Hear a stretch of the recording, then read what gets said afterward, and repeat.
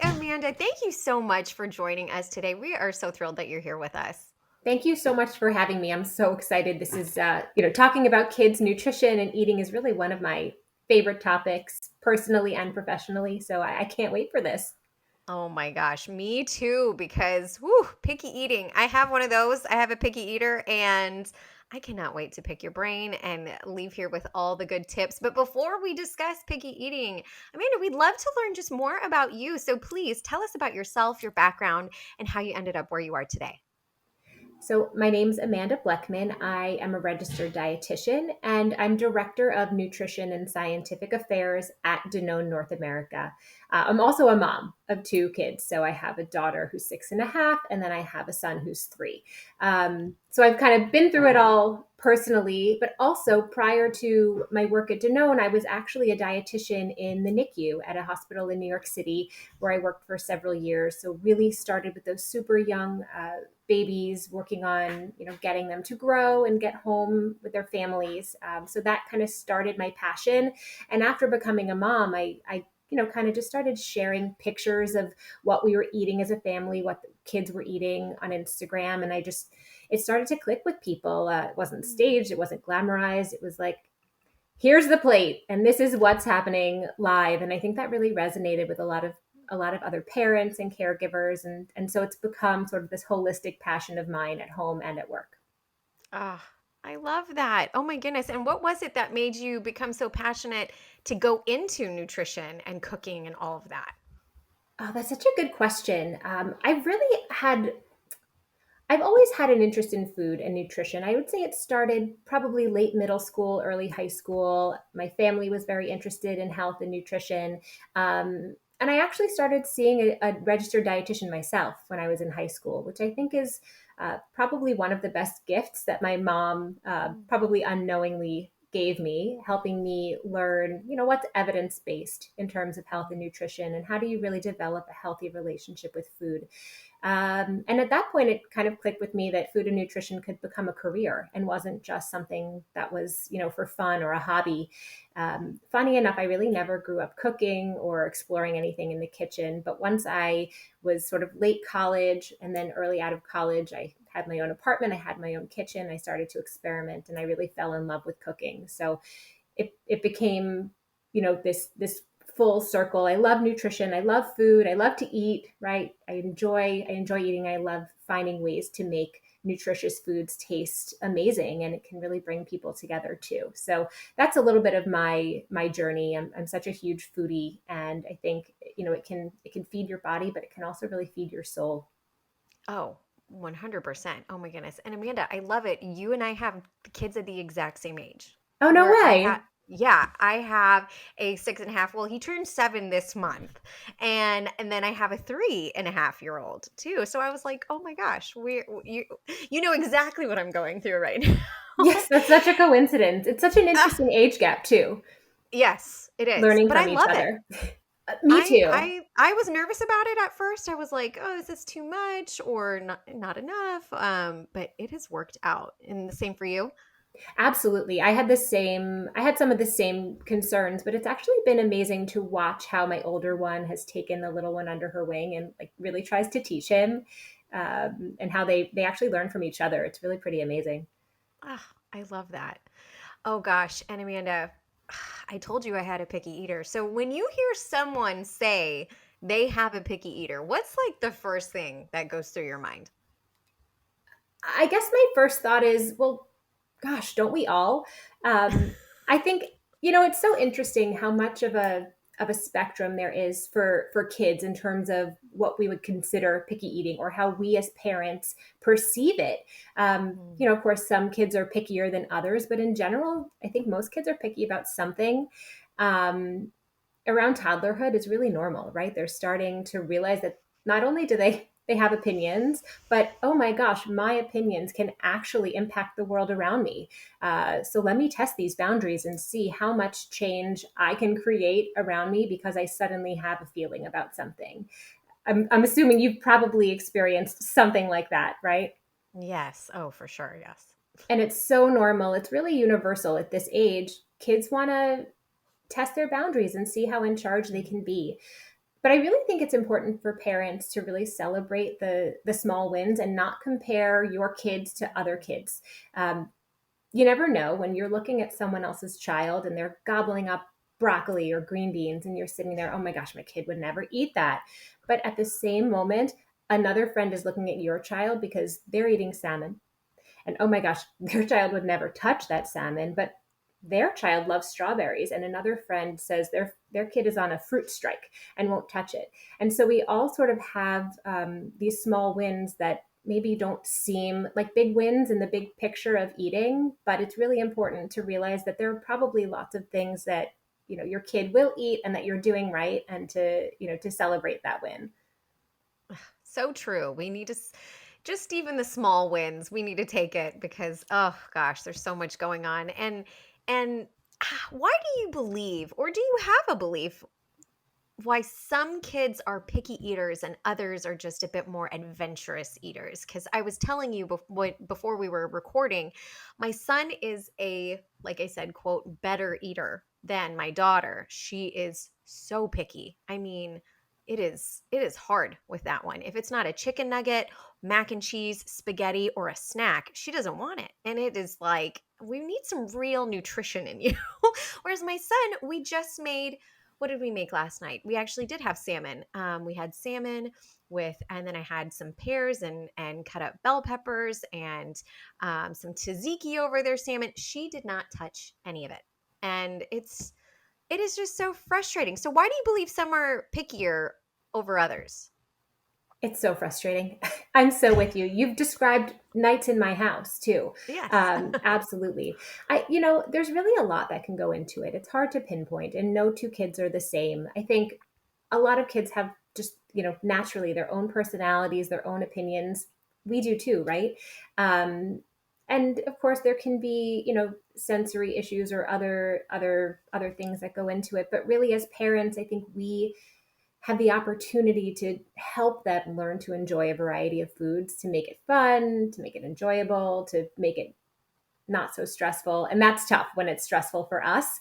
Hmm. It's hard, but even making sure we're not letting them know that we're labeling one as the good eater and one as the picky eater. And we can get into some tips and stuff, I think, because there's a lot we can do to set really good ground rules and hold boundaries related to food that may take time but can pay off in the long run.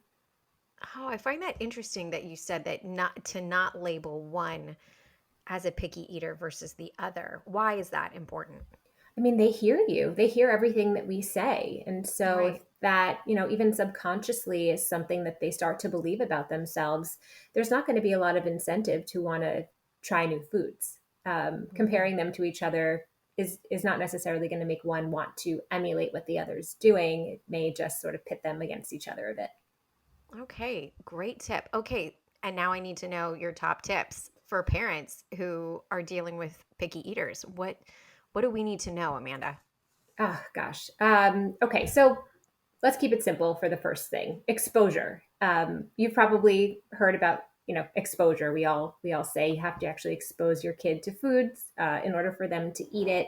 They're not going to eat something that's not there. Hmm. They just don't have the opportunity. So two things: I say expose them early and expose them often. So we can start with early.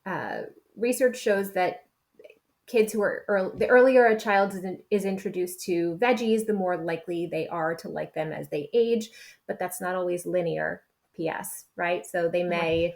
may go towards them and then away from them and come back to them. So I really recommend introducing veggies as early as possible in puree form if you're starting solids with purees, or you Hmm. can do baby led weaning, in baby safe ways, whether it's steamed, sliced up, or diced to work on a pincer grasp. There's a lot of ways to offer them and Hmm. find, maybe they taste different or they enjoy it in a different format. One kid eats carrot sticks, the other will only eat them steamed, but both are great, right?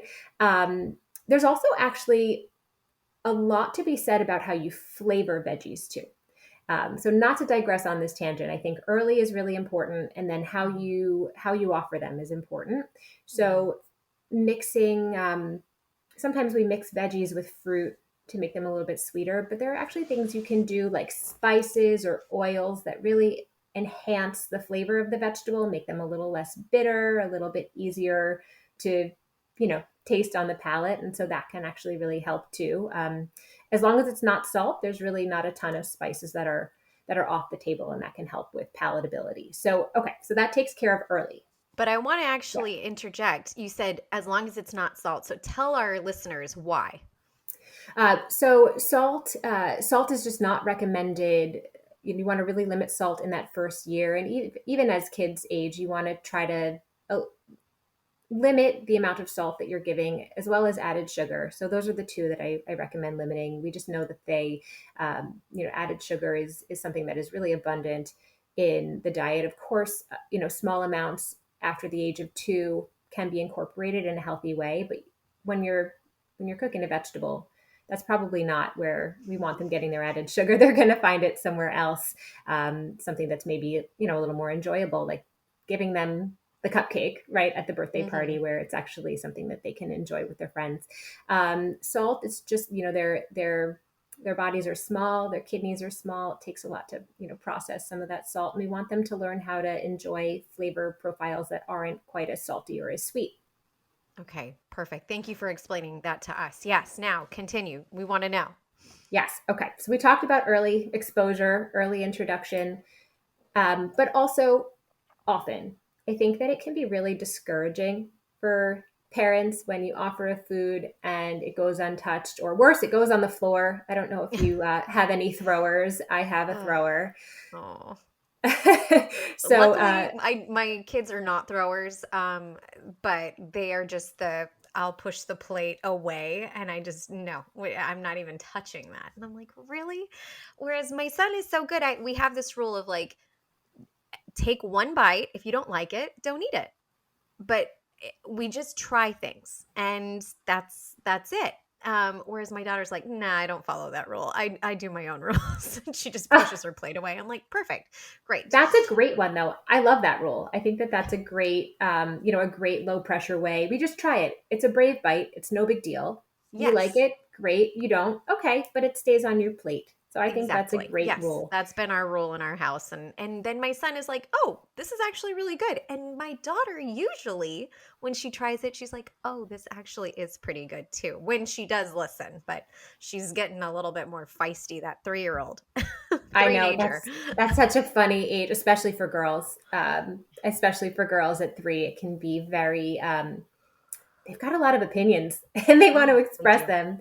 But Yes. we can talk about also like some ways, how do we keep the pressure off those kinds of situations.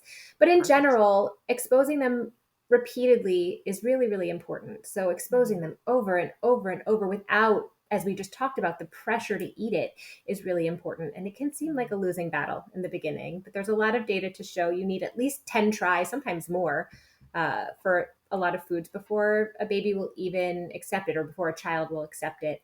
You don't have to offer a lot, especially if you're worried about wasting food. We really don't like to waste in my house. So um, Mhm.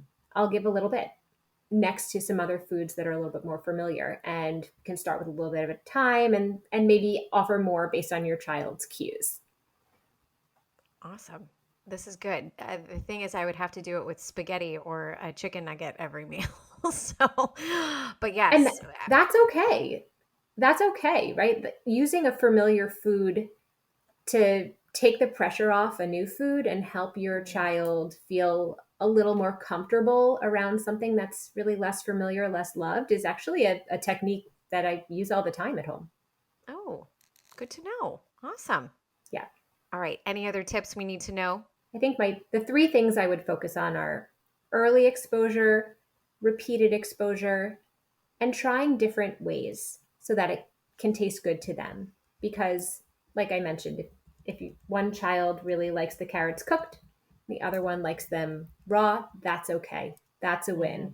Maybe one child only eats it, we only like our strawberries cut up, or oh no, I need to take a bite out of my strawberry. Don't cut it or I won't touch it. My kids Yes. actually, one won't eat the little cherry tomatoes unless they're not sliced, which was really hard when she was younger, but it's okay now You're that like, this she's is a older. choking hazard, sweetheart. Sorry.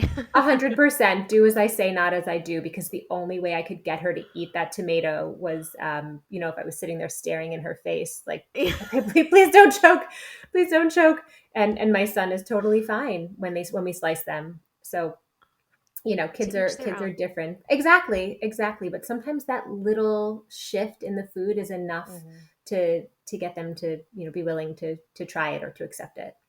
I love it. Awesome. And Amanda, are there things that parents might be doing wrong? I mean, I hate to say wrong, but things that really just aren't helping their kid with their eating, like things that we just shouldn't be doing. Uh, you kind of like nailed it for me too. I was like, this question makes me so sad, right? Because I like, know. aren't we always beating ourselves up so much? I Like know. all the things that we do wrong. Like, you guys, you're all doing really great. So let's just take a moment and remind ourselves that we're doing great. We're doing the best we can. But yes, are there things in our own behaviors that we can be mindful of? Absolutely. Kids are watching us and they watch our cues. I think sitting down for a meal together as a Mm-hmm. family is really important. It's not always feasible. Work schedules and your kids' schedules can kind of get in the way, but even on a weekend or whenever there's time to sit together for a meal is a really great opportunity to model healthy, adventurous eating habits to your kids. They're watching you. If you sit down, to eat and they're eating and you're not eating, they notice that. Um, so I think it's also a really good time not just to model good behavior, but have really fun, positive conversations about the food on the table with your kids. You can make it fun. You can make them more curious and excited to try it. For a fun example, my daughter would not touch a green bean. She still doesn't love them, but we've gotten her to try them. And one night we all had green beans on our plates, and we each picked one up, and we cheers them, and we said bean time, and everybody took a bite. And she was like, "This is really not for me," but but she had the bite, and she was willing to play the game, and she was willing to do it again. The next time we had green beans, we did bean time again. And I wouldn't say it's her favorite, but like she's willing to entertain it a little bit now. Um, so even just saying, "Oh, how does that taste? Is it cold? Is it crunchy? Is it what are some of the attributes you might think about the food, and let your kid explore how it feels, how it tastes. It can really get them involved in the meal. And I would say one more thing is mealtime, whether or not you're able to eat with them, mealtime is mealtime. Mm-hmm. So I really recommend avoiding distractions. You don't want to have the TV around, you don't want to have the TV on. You don't want your kids walking around, wandering, eating meals. They should be at the table, sitting. It may not last for, a super long time, but meals happen at the table, and we sit down and we don't watch the TV, and we don't like have our toys here. And and this is our time to focus on the meal together. Ah, that makes me feel better because yes, in our home, we eat dinners every night together, except for actually Tuesday nights because my daughter has swimming and my son has soccer. But every other night we're sitting together and eating. But at this age, to get them to sit, they want to get up and move their bodies and get something and take bites. And I'm like, can you just stop moving your body for just a minute and sit and eat with us? Your body will be so grateful and digest it. I mean, do you have that same issue, Amanda? Yes, yes. I would say that gosh, it's so hard. It's so hard. As my daughter has gotten a little bit older, I don't know if you find this with your older one, but I find that she is able to sit still for longer. But my younger Mhm. one is like a jumping bean. Like he just Yes. does not want to sit still. So we try to like make it so he really, can't move. So if you, have a seat that you can, sort of still like strap them in, but put them to the table, it's like totally okay to do that. Yeah. It helps Yeah. him focus for longer and stay at the meal. We can also kind of make it a game. Oh, how long can you stay for this? Put on a song, and like how long can you stay at the table for this entire song? And then we can get up and have a little dance break, and then come back and not run away and run around eating. The Yeah. bites happen at the table, but like they do have Right. to get their energy out a little bit. So how do what are some of the ways, right, to help them learn how to extend those periods of time that they're sitting still for the meal? For sure. Yeah, and I agree with you on we're like no toys at the table, TV's off. I even turn the music off because I'm like anything that can distract you from eating your meal that we just cooked. I need you to focus, and it's more about conversation, talking about your day, your hopes, your dreams, fears, whatever it is, at that point. But I love talking about the actual food. That's I'm usually just saying like, please take a bite. Can you please take a bite? Right. And you can, and not just asking them about the food, but making your own observations. Oh, wow. I love how crunchy this Mm. tastes. Ooh, this is really sweet. It kind of tastes like, whatever. Can make them want to experience what you're experiencing. That's a great tip. And I just feel like they also want whatever is on mom's plate. They're like, oh, you're eating that, so I'm going to eat it, even though they have literally the same thing on their plate. And that, you know what? Let them eat it. Let them eat I it off know. your I'm like, plate. I will take it. I'll just eat off your plate. It's fine. If it is the same, that's, I think, actually a very easy way to get them to where you want them to be. We do try to all eat like the same or similar things. So a lot of actually what I share on Instagram is like how I serve the same meal, but in like slightly different ways, whether it's cut up a little smaller for the young one, or I know my Mhm. daughter, wants her meatballs on the side instead of mixed in. It's all the same food. It's not actually any extra prep, but it's Mhm. just how it's presented on the plate can actually, help them feel like it's a little bit more for them. Right. Makes total sense. And I'm sure, Amanda, you've heard this like when a parent is dealing with a picky eater, oh, well, I'm not making another meal, so you're just going to have to starve. You're going to go to bed hungry. So, how do you feel about quote unquote letting them starve? Because some parents just refuse to be a short order cook and make another and different meal just for their picky child. They feel like that's reinforcing their pickiness. And, they say, like, if you're not going to eat what the family is eating, you're not going to eat at all. So, what are your thoughts around this? I mean, that's a great question. My answer may not sound straightforward, but it's actually pretty simple. So hear me out for a second. Okay. I do not believe that anyone should starve, right? Like, Yeah, I am not that's a good. proponent of letting anyone starve. It sounds so negative. It's not really helping like foster that like healthy, positive relationship with food, which is our Hmm. ultimate goal, right? Right. That said, I'm not a short order cook. I don't think parents. I agree, right? I agree. It's like I don't agree with either of those. So I'm not a short order cook. I don't think parents should be. No one should be making a whole separate meal or like cooking something different if your child rejects what you're initially offering. Like that's not Hmm. the solution either. Hmm. So the way I go about this in my house is that I offer a couple of different foods, a variety at each meal, just a couple. Usually making sure there's at least one familiar or loved food and pairing that with something that may be less familiar or a little more something that they're still learning to like, um, Hmm. because when it's all offered together on the same plate without pressure, um, it can really just make it seem less daunting. New things are scary, can be Yeah. really scary for kids. So if my kids look at the plate and they say, I don't like this, I say, okay, you don't need to eat it. You can try. I would love if you try it, but you don't need to eat it, but it does need to stay on your plate. So it's there. That's an exposure.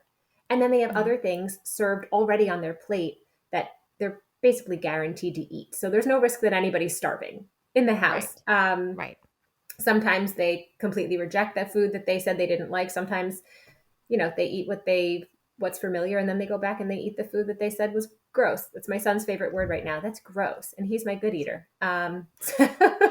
So it kind of takes that pressure off because you know that there's something they're going to eat, and they can ask for seconds, right? If there's more to be had and they just want to eat, the food that they're going to eat, they want to have more of it. That's okay because you didn't cook something else for them. They're just Yeah. having more of the one that they loved. And that other one that is less familiar, it's still there. Maybe they'll try it. Maybe it won't be today. Maybe it'll be another time, but it's still there. Hmm. Right. One other thing though, I am realistic that some nights you just can't win. Yeah. They're these they're not always rational. They're tired, they're hungry, they're cranky. They had swim and they had soccer and a full day at school, and like there's just no amount of reasoning or like, even a familiar food on the plate, it's suddenly like, I don't like, I hate this. Like, why did you give me this? I don't like this. What are you talking about? You eat that all the time. Um, Yes. right. And like, and you just want to, I don't know. So sometimes I just want to like throw the plate, which would be bad because that is not the behavior that I want to model for them, but it is super frustrating. So on those occasions for us, they're less common and you want to try to, hold the boundary. But when that happens, we do have a rule in my house that there are a couple of items that we always have on hand that don't require cooking that my kids know that they can choose from. So often it's a yogurt, or some cut up fruits and veggies, or a cup of milk, or even like a slice of bread with maybe some cream, like something that doesn't require cooking, a whole new meal, but is there. My daughter can Hmm. actually help herself, so like Hmm. at least we're getting a little independence in there. So we have sort of that as a backup for when pairing the foods together with a familiar and a less familiar food doesn't work, because nothing is perfect. No one's perfect. Try to be as consistent as possible with the meals that you're serving, and then have, certain ground rules in place. Like, you can have fruit or a yogurt for the times that you need to supplement a little bit. That's my advice. I love that. Yeah, because I'm always like, you need a good protein, some type of fat, and a healthy carb. So I'm always like, what's a good protein? So it's usually, yeah, like Greek yogurt or a nut butter or something. Right. Something that still you feel good about that choice, and Mhm. they didn't watch you just make a whole new meal, because that Right. does signal to them that it's an acceptable thing to completely refuse their dinner, and they're going to get what they want. It's almost like not even about the food, it's about the control. Yeah. Yeah, it is. Oh my gosh. I feel like that's what it is. I'm like, you might actually eat this if you didn't feel like this is, you just want to exert some type of control in your day. And this is the moment when you feel like you can do that, you know? Oh yeah, absolutely. They're holding it together at school during the day, and then they come home and they're like, "Here I am." This In is all my my sweet, glory. right? These people are safe. They're going to love me no matter what, and so I'm going to be a pain and just Yes. push it, because I don't have control when I'm at school. I have to stand in line. I have to, go outside when they say go outside, and go to the bathroom when they say go to the bathroom, and sit down when it's snack time. And that's exhausting, It is. for a little kid. I Um, get it. yeah, exactly. So you're so right that this is where, they're in their safe space. They're trying to exert some control because they've had none all day. Hmm. And so by creating some ground rules and really holding your boundaries, you're giving them a little bit of choice within the parameters that you've set up. Okay. No, this is helpful. And I appreciate you saying, because I'm doing these things, I'm reintroducing it every week, whether it's, we usually will do ground turkey, chicken, lean beef, salmon, shrimp, those kind of things. And I just keep reintroducing these things, and I'm still getting nowhere. So I'm hoping that one day she'll be like, oh, okay. But I like these new thoughts of, okay, if I maybe talk a little bit more about the experience I'm having with these foods, that would be really helpful. But is there, and seeing the seasoning and then adding something that they like on their plate, is there anything else or just another easy way for parents to introduce and encourage that new food into their child's diet? Yeah, it really depends on the age and stage. As I mentioned, and I still think is probably the best, that has worked for us, is offering new foods along with something familiar, so you can take the pressure off. Because number Hmm. one, you want it to be a positive experience. Even if Yeah. they don't eat it, you want it to be at least a net neutral experience, that like nothing negative happened. You can also think about it like a bridge, like a food bridge, or there's a concept called food chaining, where you use these familiar foods to actually make less familiar foods feel more familiar. So not even just having them on the same plate, but like taking a familiar food, offering it in a new form, so it feels less intimidating. I think toast is a really good example. I was always like, when in doubt, put it on toast. It was a great, it was a great vehicle, to get my kids to try new things. So let's see, when my daughter was younger, because she's my daughter, who she's older, she's almost 7, and she definitely has come a long way, but she is pickier than my little one, who is like a human garbage disposal. He finishes his dinner, he finishes hers, he'll tell you it's gross, but then he'll eat the whole plate, so go figure.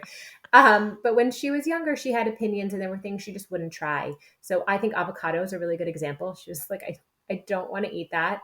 She ate it when she was little, then she stopped, which is like, Mm, that's really frustrating too. mhm. So I was like, I know she likes this, but she's not willing to try it. So one day I mashed it up and I put it on toast because bread was, sort of a never fail. And boom, avocado toast for the win. And Yes. now, right now, she eats avocado again, on the toast, off the toast. She'll eat it both ways. But it just was a little bit of a shock to the system. To not trick her into eating it, but like make it feel a little more accessible to her. And she remembered, oh, actually, I really do like this. Um, Yes. and that became sort of a favorite. She was always asking for avocado toast after that. Oh, You know she's what? so fancy. She's so fancy. Smoked salmon on a bagel is Ooh, another look at favorite. her. Right, exactly. But also like, won't really like eat a green bean or Mhm. right. Like so, and I think that goes to my point earlier of like, we have these great wins, people who are stunned that she'll eat, smoked salmon. She eats sardines, but like won't touch cauliflower. Right? But Like she's what? down with broccoli. You just kind of have to find the things and go with them. You know what else is another great tool? I think dipping, dipping or Yes, dips. mixing. Right? Kids love to dip. Mhm. Sometimes we even like, I would do art projects with food. So I would one of our brands at Danone is Happy Family. You may be familiar with it. We have a lot of like pouches with fruits and vegetables. Yeah. So a really nice way to introduce a lot of different fruits and veggies and flavors.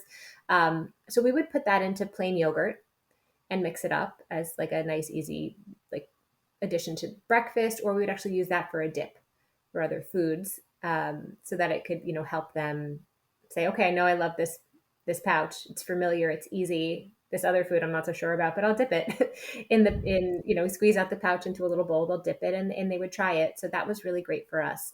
Sometimes we would use it for art projects too. So like, here's your rice cake. Here's your spoon. You can paint with yogurt and a pouch on the on the rice cake, and then enjoy your art creation as a snack. There you go. These There are you go. such great tips, Amanda. I love it. Anything else before I go to I have another question. I have all the questions. Go for your question. I want to make sure we get to all the Yes. things. Yeah, I think I want to know if if there's just anything that parents could do, if it's just one thing today to really help their child become a more adventurous eater, what would you say that one thing is? Offer variety and keep doing it. Don't be discouraged. It may not be overnight. So yes, we want something Mhm. that we can do today, but we have to be okay with the fact that what we do today, we may not see overnight. We may not see it tomorrow. In fact, you probably won't see it overnight, right? Because Yeah. we're dealing with another human being who has their Mhm. own opinions and their own will.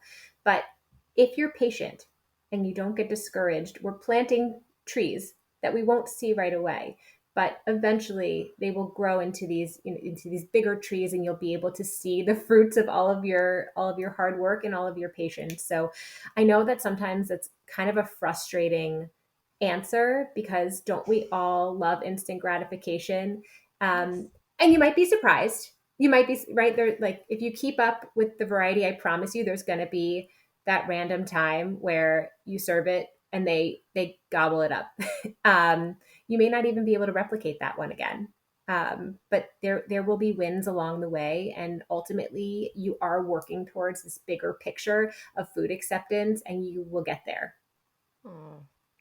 Thank you. I love those words of encouragement. That makes us feel like, okay, it will get better eventually. We just have to keep modeling, showing that we're eating these things, saying, "Oh, how delicious they are." Maybe talking about, "Oh, these are good for eyes, these are good for whatever." I don't know what they do to your body, because now my kids, so I am on my health journey and I track all of my macros, and they see me logging what I eat and how much, and now my son is like, Mommy, I want to do that. And I'm like, you do not need to do that at all. But he's at least he's also about to be 7. He's now getting more into like, hey, is this really healthy for me or is this? And I say, well, this one has a bit more sugar and this one. So we're talking more about foods in different ways, which is really interesting and cool because I never had these conversations with my parents.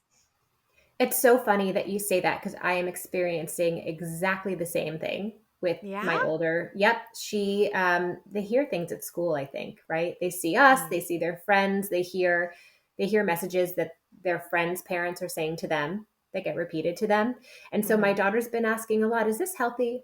Is this healthy? And it's such a blanket term. And so Right. I try to approach it as I always tell her one good thing about that food. So when she says whatever it is, she's like, "Is yogurt healthy?" Well, yogurt has a lot of calcium in it, and that's really important for your bones. Is bread Mhm. healthy? Is cereal healthy? Well, there's whole grains in there, and there it has carbohydrates. Those give you energy so that you can go to school or you can go play soccer. Even when she asks me if the cupcake, right? Cake is healthy. She was at a birthday party. Is this healthy? Um, and I don't want to tell her that it's unhealthy because I don't want to put any sort of like Yes. emotional label on a food. So I say, Yes. well, this is like we're celebrating. Like this is something that we brings us joy, right? It tastes Yes. good, it feels good, and it's like really great way to balance all the other foods that we're eating. So like keeping there's a way to talk about nutrition with your kids without labeling foods as good or bad because there's really no like moral right, there's no moral assignment for foods. Yes. I thank you so much for saying that because that is something, I feel like there are boys and girls experience food disorders or eating disorders. And I don't want my kids to feel like certain foods are bad versus certain foods are good. I'm like, everything is good in moderation. There are certain foods that your body might need more of, or certain nutrients or macronutrients, that sort of thing. But I don't want them to ever feel like something is necessarily bad. So I love how you're talking about saying something positive about every type of food because I think it's especially around the holidays, you eat all of this usually like comfort food, love food, sweets. And people will say, "Oh, I ate too much." You start hearing those messages of how certain foods are bad and how what they do to your body, and I just don't want my kids to have an unhealthy relationship with food. I fortunately I've never had an eating disorder myself, but I just know I've been around people who have had those experiences, and I just want to try and protect my kids from hopefully experiencing that. What are your thoughts on that? Absolutely. I really commend that. I am right there with you. I think a lot of us, a lot of people in our generation who are now raising these young kids came of age when diet culture was really prevalent, and Yes. everything was a fat free this and a low calorie this. Yes. um and maybe there's a time and a place, but it's I think what you said is exactly right. You want them to have a healthy relationship with food. So I feel like a lot of parents in our generation are now working really hard to not put some of the burden, Mm, of the emotional baggage of food on our children. And hopefully, I'm very hopeful that some of these changes that we're making now with the kids that we're raising, we're going to see a lot more positive food conversations and a lot healthier relationships with food as our kids age. yes, I certainly hope so. Oh my goodness. And Amanda, you were saying, your daughter is the pickier eater of your two kids, and she's in grade school. Can you share some just easy tips on creating a well-rounded lunchbox meal for a picky eater? Because that's what I'm nervous about when my daughter starts going to grade school and I start having to pack her lunch. I'm like, is she going to eat any of this when I pack her? I don't want to pack just goldfish and junk. Not that. Again, I don't want to label food as junk, but you know what I mean. I just want to make sure that she's having something good that's strengthening her body. What are your tips? Yeah, it's a good question. I do love packing school lunch. It's one of my great joys. I will say that my personal belief is that school is not the time to try to encourage like a new adventurous food. Right. You want to try to stick to things that are a little more tried and true, and then at home is where you have a little more flexibility to to give some newer foods. So I tend to stick to the stuff that I know she's going to eat. But that said, I actually really love bento boxes because they basically force me to include variety. It's funny timing actually. I posted something on Instagram and like yet today or yesterday, a friend responded and was like, "Oh, I actually just sized down my bento box to have fewer compartments because it was so stressful to fill them." And I had never thought about it from that perspective. For me, I was like, "Oh, well, this guarantees me to have a little bit of everything." But I can see that it could also be a little bit overwhelming. So, just a couple Mm. compartments at least, like three, will give you a couple different food groups. We use the one that has like five with a little circle in the middle Yes. that I usually use for a treat. So the way I the way I think about our lunch boxes is checking off different food categories, right? We want to make sure we have a fruit or a vegetable, sometimes both, depending on how much your kid will eat. A grain, usually a whole grain, a lean protein, or a dairy option. And then, like I mentioned, I use the little circle in the middle for my daughter for like some sort of a surprise and delight treat. It could be something I baked. It could be a little candy. That for me, that's a really good way to also show her that it's okay to eat all of these and you don't have to. I'm going to stop for a second. Can you hear those noises? I thought I turned off No. these. Okay, great. I shut off all of my apps, but for some reason, one keeps pinging me. Oh, nope, I don't So, hear it. So we're good. okay. So I will go back and try to repeat what I said, which is that um, I used the center compartment for a treat to show her that it's okay. She'll get treats. She doesn't need to worry that they're never coming again. So she doesn't have to have any sort of pressure on on eating them. So I would just say you know your kid best. So try to pick foods from different food categories that you know they're going to eat. Okay. Um, so my kids love berries. They really like cherry tomatoes. They like bell peppers, which, by the way, a year ago was not a thing. My daughter wouldn't touch a pepper. She wouldn't really like touch a vegetable. In the past 2 years, we've really been on like a journey to more acceptance, and so proof that it can happen. But really pick whatever your kid's favorite is, and if it's applesauce that doesn't have added sugar, like that's okay too. Or if it's a banana, or whatever it is. If there's one fruit or vegetable that they'll eat, it's okay to lean in on that and try to Mhm. maybe put whatever they love, maybe put a little bit of like another one in there, see if they'll eat it. Doesn't always work. Um, and for whole grains, there's so many different ways. Sandwiches are really easy, and you can get a protein in there as well. So whether it's turkey or tuna, or even um, a lot of schools are allergen free, like nut free, but you can use like a sunflower seed butter or even like cream cheese, hummus if there's no sesame allergies. You can do it in a whole grain wrap. You can do crackers. You can even do a granola bar.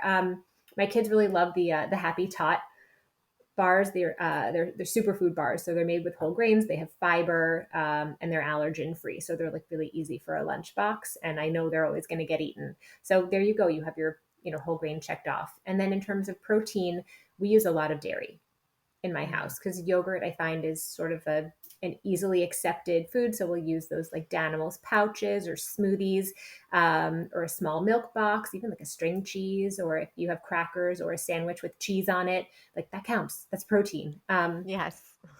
Sometimes even kids are like willing to just eat beans, right? Like if your child likes black beans or chickpeas or edamame beans, like that's protein that can fill up a little compartment for the bento box. It's okay.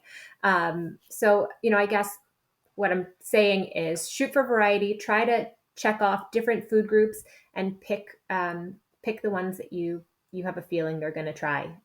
If sending a dessert in the little center circle is not your thing, it's actually really great for putting a dip for veggies. So like if they'll dip into some ranch dressing, great. It's a great way to get them to eat the veggies. Perfect. So good. This is very helpful because I was like, oh goodness, what am I going to do when it comes to lunchtime and packing lunches? It's going to be a whole new adventure. And Amanda, like, what do you think that parents really don't know about sorry, let me say that again. What do you think that parents not know about pediatric nutrition but need to know? So, is there anything that you're just like, gosh, this is a message that not enough parents know about when it comes to pediatric nutrition that we do need to know? Yeah, I think that as parents, and tell me if you feel this way or if if you experience this or if you feel differently, but I think we often think about foods, foods and food groups, and we say they don't eat fruits or they don't eat vegetables, or we're focused very much on the food group, and we don't necessarily think about the nutrients that come along with them, which is Mm, okay, right?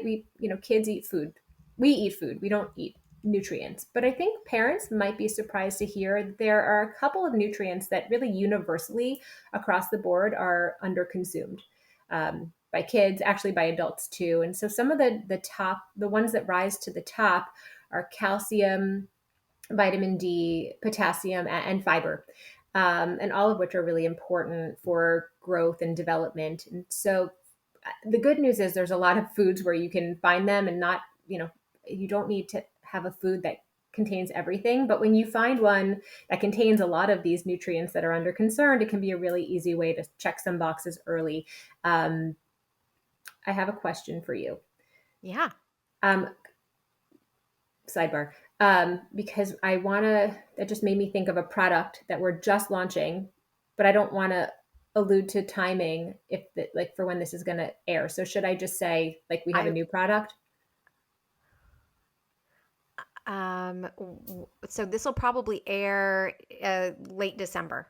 So So instead of it'll saying this product launched last week, just say we have like a newly yes, launched yes, Okay. yes. Thank you. Um, so what I was saying is that you don't need to find every nutrient in every food, but it is great, right? When you can find foods that do contain, at least a couple or a lot of these, they call them nutrients of concern because they're Mm, so underconsumed across the board. So we actually have a new product called Silk Kids, which is a plant-based milk alternative, and we developed it with pediatricians. It's for kids ages 5 and up, and it's actually an oat and pea blend. So it's delivering calcium, potassium, and vitamin D, all of which kids really need. And it has, because of the pea protein, it has 8 grams of that plant based protein, which brings it a little bit closer to the nutrition profile of milk. And a bunch of other nutrients as well that are really important, like DHA and choline for brain health, or prebiotics for bellies. Prebiotics are also a type of fiber, so that's another one of those nutrients that's under concerned. So it's really cool when you can find something that can be a catch-all, but it's also great when you find foods that pair well with other mm. foods, right? That can bring different nutrients. So yogurt with calcium and vitamin D paired with strawberries that have potassium and fiber in them, and then you're also creating sort of this nutrient dense meal or snack that's checking a lot of those nutrient boxes. Perfect. Ah, such great information. Thank you for this. And I want to know, where do you see the future of pediatric nutrition heading, and what impact do you hope to have on the industry? Well, it's really exciting to be a dietitian within the food industry, to have a seat at the table and know, that we are really involved in not just how products get developed, but then also how we can communicate about them and how we can help educate families and caregivers on, how to actually use the foods. I think one thing we really focus on at Danone is balancing nutrition and taste. I think taste is critical, right? Because a food is not going to be nutritious for you if you don't eat it. And a food needs to taste good in order for anyone, especially kids, to eat it, and to eat it more than once. So I think that we'll see more and more a really good balance of foods that taste great, but also really focus on bringing nutrition, because you can't have just one. It's not enough. You really need to balance both of them together, which I think is something that I see, right, coming down the pike. Um, I think also gut health and like development of that early gut is a Yes. really popular topic right now. It's a Yeah. really proactive topic for families, and we're starting to see those conversations happening earlier and earlier.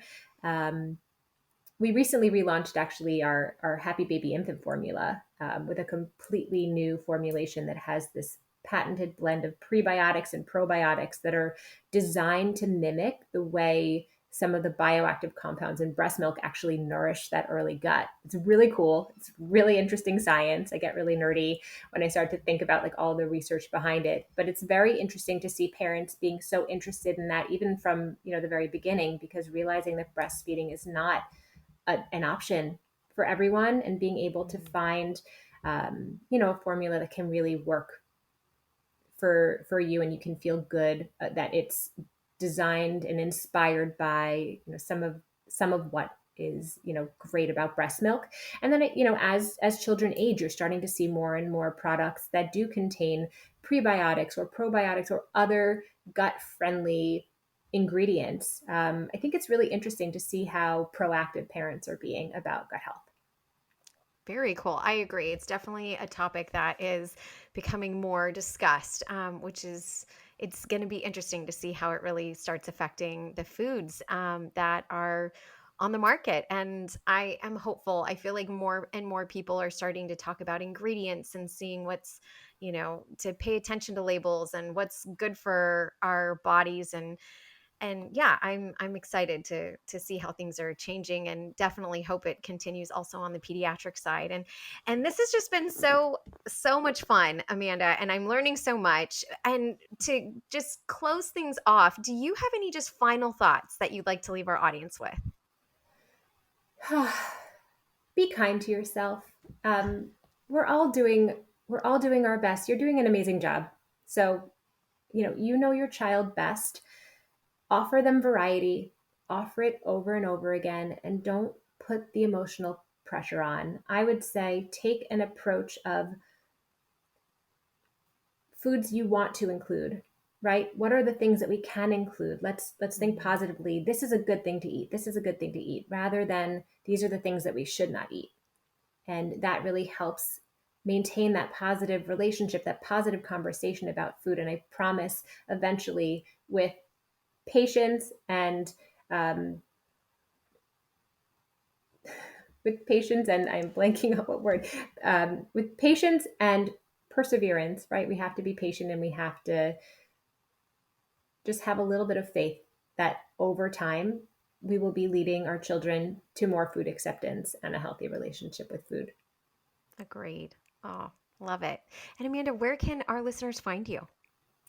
I am on Instagram. It's just at Amanda Blechman. So my name is my handle. I really do love sharing, fun pictures of my kids eating all the time, and all the fun things that we're cooking up in my kitchen. So hopefully, my goal is that it resonates with other parents. Love it. Oh gosh. Amanda, this has been so much fun. Thank you for your time and sharing all of this amazing knowledge with us. We just are so grateful. Thank you so much for having me. This has been a great conversation. I can't believe our kids are, following such a similar trajectory with each other. But it just goes to show you're not alone in this stuff. You're you're definitely not alone. It's making me feel a lot better, that's for sure. Oh my Oh, goodness. good. Thank you, Amanda. And for our listeners out there to learn more about Amanda, as she said, you can follow her on Instagram at Amanda Blechman. That's AmandaBlechman. Our team will be posting today's episode on our Baby Chick Facebook page, YouTube channel, and Instagram page at the Baby Chick Chat. So if you have any questions or comments about our discussion, please share them with us in the comments section. And as always, if you haven't already, please subscribe to Chick Chat, the Baby Chick podcast, wherever you listen to podcasts, and leave us a review. Cheers to raising adventurous eaters.